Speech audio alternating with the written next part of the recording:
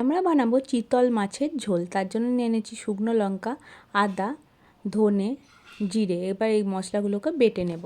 আর এদিকে দেখুন আমার নুন হলুদ মাখানো মাছটা ছিলই, এটাকে আমি একটু লাল লাল করে ভেজে নিচ্ছি।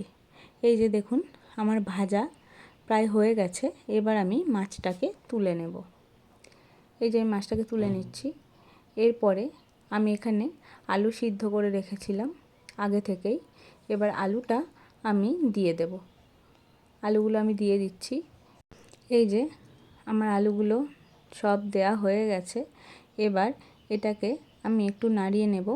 নাড়িয়ে চাড়িয়ে লাল লাল করে আমি আলুগুলোকে ভেজে নেব। এই যে আমার আলু লাল লাল করে ভাজা হয়ে গেছে। এদিকে দেখুন আমার মশলাটাও বেটে কমপ্লিট। এই যে আলুগুলো ভাজা হয়ে গেছে। এবার আমি আলুগুলোকে তুলে নেব। আস্তে আস্তে তুলে নেব আলুগুলোকে। তারপরে আমি এই গরম তেলের মধ্যেই দিয়ে দেব জিরে ফোড়ন।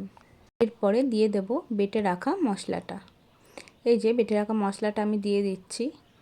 দেওয়ার পরে এর মধ্যে আমি দিয়ে দেব হলুদ গুঁড়ো আর পরিমাণ মতো নুন। আপনারা যতটা নুন খাবেন ততটা নুন দেবেন। এরপর মশলাটা ভালো করে কষিয়ে কষিয়ে ভেজে নিতে হবে। মশলাটা ভাজা হয়ে গেলে আমি দিয়ে দেব এর মধ্যে টমেটো। সবগুলো ভালো করে কষানো হয়ে গেলে এবার এর মধ্যে আমি দিয়ে দেব পরিমাণ মতো জল। পরিমাণ মতো জল দিয়ে একটু নেড়ে চেড়ে মশলাটাকে ভালো করে মিশিয়ে নেব। তারপরে ঝোলটা ফুটে উঠলে এর মধ্যে আমি দিয়ে দেব ভাজা আলুগুলো। তারপরে দিয়ে দেব আমি এর মধ্যে ভেজে রাখা মাছের টুকরোগুলো। এই যে দেখুন আমি সব মাছগুলো একটা একটা করে এর মধ্যে দিয়ে দিচ্ছি। এরপরে ঝোলটা একটু আমি নেড়ে চেড়ে নেব।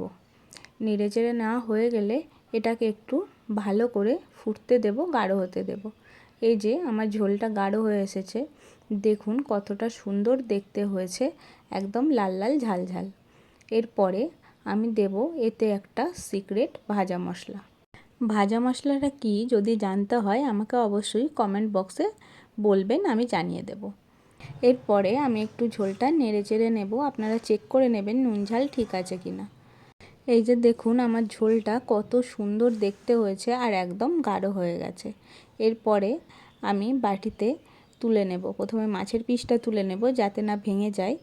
এই যে মাছের পিসটা তুলে নিয়েছি।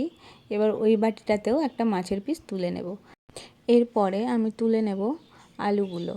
এই যে আমি আলুগুলো তুলে নিচ্ছি।